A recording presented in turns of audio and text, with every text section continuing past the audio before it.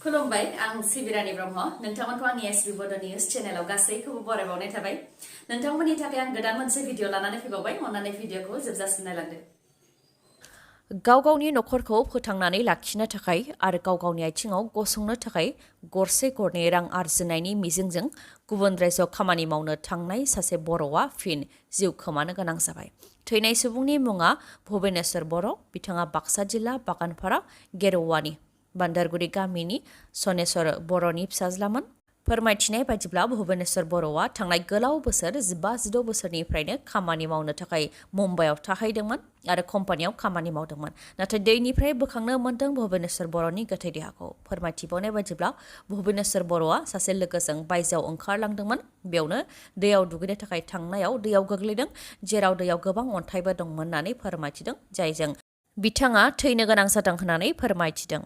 ओजोंहाय बे जाथाया गोग्लैनानै थैनाय जाथाय होननानै गनायनानै लानो हायाखै नखरनिफोरा, मानोना गोथै देहाखौ मोननाय समाव भुबनेश्वर बर'नि फारनै मेगनाबो एक्ल'नायमोन होननानै फोरमायथिदों। बेनिखायनो बे जाथायनि सायाव जाहाथे थार बिजिरनाय जायो, बेनि थाखाय नखरनिफ्रा दाबि दैखांदों आरो गुबुन रायजोआव आलाय-सिलाय थै गोमाहैनो गोनां जानायखौ लानानैबो नखरनिफ्रा लाथ्र'हायै दुखु मोननायखौ फोरमायथिदों। आसामनि गंफ्रोमबो फरायसालिया दिनै मोनाबिलि 6:30 रिंगासिम गेवनाय थानो नांगोन, मानोना दिनै भारतआ जारिमिन सोरजिनो थांगासिनो दङ। चन्द्रायन 3आ दिनै अखाफोराव बाख्लायगोन, जायखौ मोनाबिलि 5:27 लाइभ टेलिकास्ट दिन्थिनाय जागोन। बेनिखायनो आसामनि गासैबो फरायसालिफोराव मोनाबिलि 5:30 रिंगानिफ्राय मोनाबिलि 6:30 रिंगासिम स्पेसियेल एसेम्बलि खुंनो थाखाय खावलायहरदों।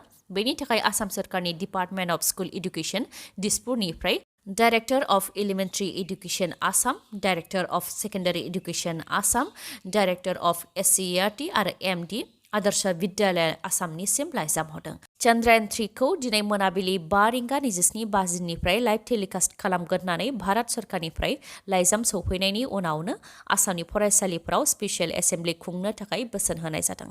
चन्द्रायन 3आ अखाफोराव बाख्लायनायखौ जाहाथे गासैबो स्कुल आरो कलेजफोराव इउटुबनि गेजेरजों बा फेसबुकनि गेजेरजों नङाब्ला टिभिनि गेजेरजों दिन्थिनो हायो, बेनि थाखायबो राहा लानो थाखाय डिसिफोरखौ बुंथिनाय जाखाबाय होननानैबो फोरमायथिदों आसामनि गिबि मन्त्रि डक्टर हिमन्त बिश्व शर्मा बिथाङा।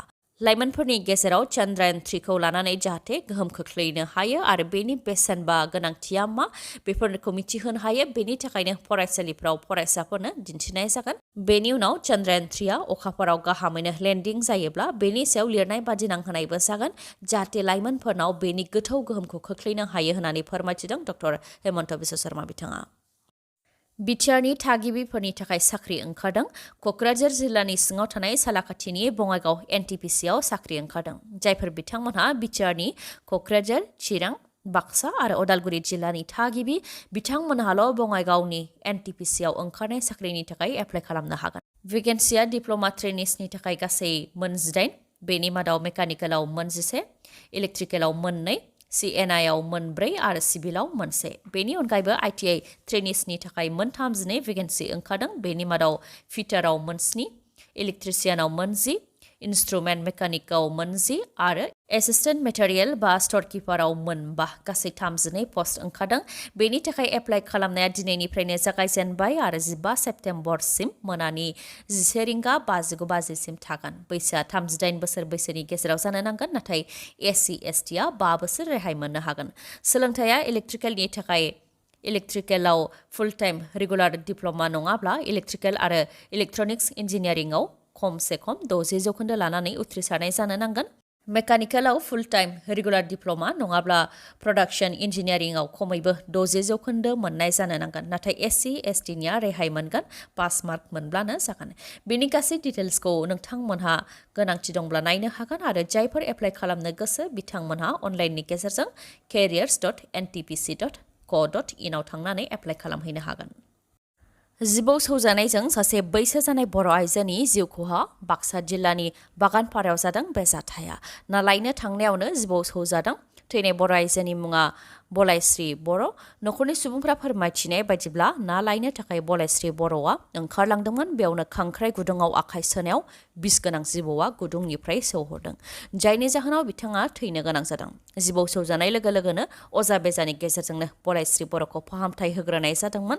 उनावहाय मुसलपुराव थानाय डक्टर रवि बर' सिभिल हस्पिटालाव लाबोनाय जादोंमोन, जेराव बैसो जानाय आइजोआ जोबथा हां लादों होननानै फोरमायथिदों नखरनिफोरा। एमबाथाखौ हमनायनि उनाव NLFB आफादखौ फोजोबस्रांनो नाजादों। NLFBनि केडारफोरखौ सारेन्डार जाहोनो थाखाय पुलिसनिफ्राय नारसिनदों। NLFB आफादनि गेजेराव दा मा थासारि सोमजिगासिनो दङ, बेनि सोमोन्दै NLFB आफादनिफ्राय खौरांगिरि मेल खुंनानै फोरमायथिदों। बिथांमोना फोरमायथिदों दि NLFB आफादखौ पुलिस आरो सोरखारा नासयगासिनो दङ। NLFBनि गाहाय एमबाथाखौ गाज्रि फान्दायनानै NIAनि फानजारियाव जोबनानै दोननायनि उनाव थालांनाय केडारफोरनि सायाव पुलिस आरो सोरखारा नारसिनगासिनो दं आरो नासयगासिनो दं होननानै फोरमायथिदों। माइ गायनो थाखाय न'आव थाहैनाय NLFB केडारफोरखौ बायदि बुङो, जेरै भेरिफिकेसन दं बायदि बुंनानै पुलिस थानायाव लेंहरो आरो माबा मोनसे खालामनानै होनो थाखायबो बुंथिहरो होननानै फोरमायथिदों। नाथाय NLFB आफादनि केडारफोरा जेबो भेरिफिकेसन खालामनो गोनांथि गैया, डाटाखौ एसपिनो होनाय जाखादों।